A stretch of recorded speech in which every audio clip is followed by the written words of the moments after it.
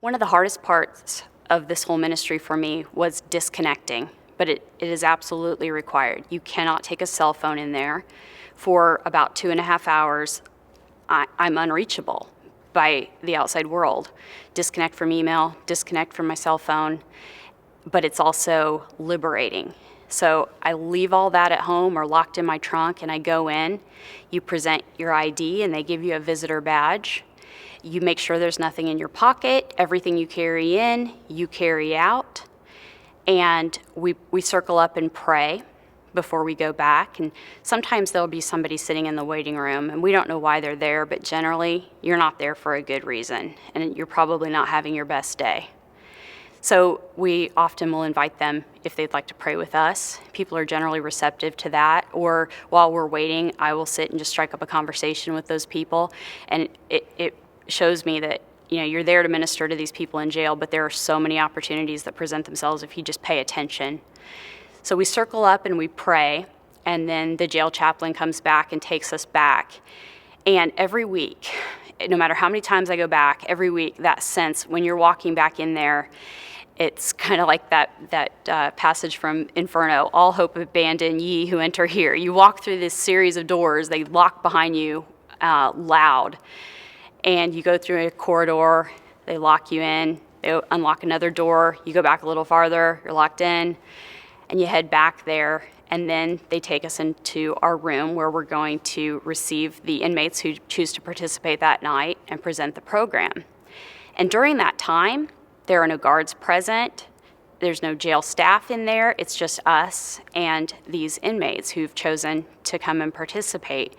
Of course, there's a panic button, but I can honestly say, in the over 2 years I've been doing this now, never once have I had a feeling of anxiety in there.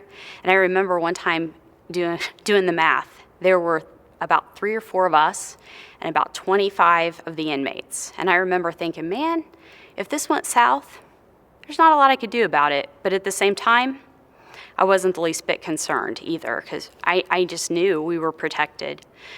But when we go back there, we usually have a few minutes, and we'll pray as a team, and we wait until they bring the ladies in. Sometimes it's 2 or 3, sometimes it's 25 to 30 women. We just never know.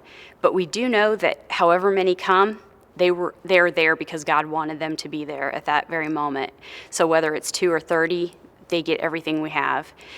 And when they come in, we welcome them, we thank them for coming. They may only have a couple of hours out of their cell a day, and for them to choose to spend it with us, we take that as an honor. We're honored by that, and we thank them for choosing to give us their time.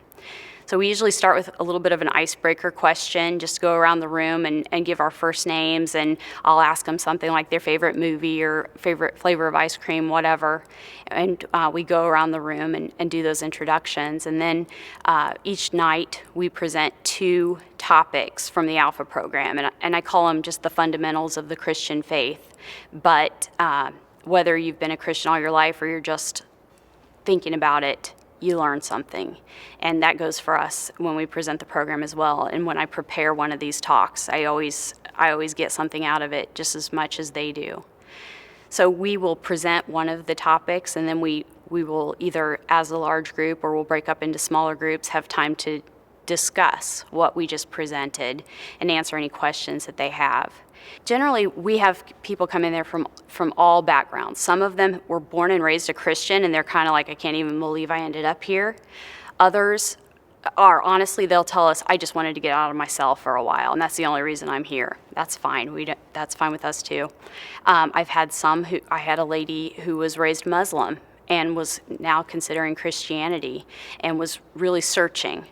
A lot of the questions that we will get are things like, can I be forgiven? I know what I've done is so terrible, and I don't know if there really is forgiveness for what I've done. And we encourage them, yes, absolutely. There's no way you could do something so great that God doesn't love you, and there's nothing you could do that isn't covered by the blood of Christ. And we tell them that over and over.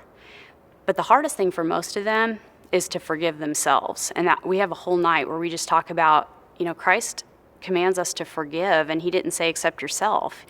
And we just tell them, once Christ has forgiven you for something, he forgets it. And if it keeps coming up, it's not Christ who's reminding you of that. And so we just encourage them to let go of that. And that's hard. That's hard for them.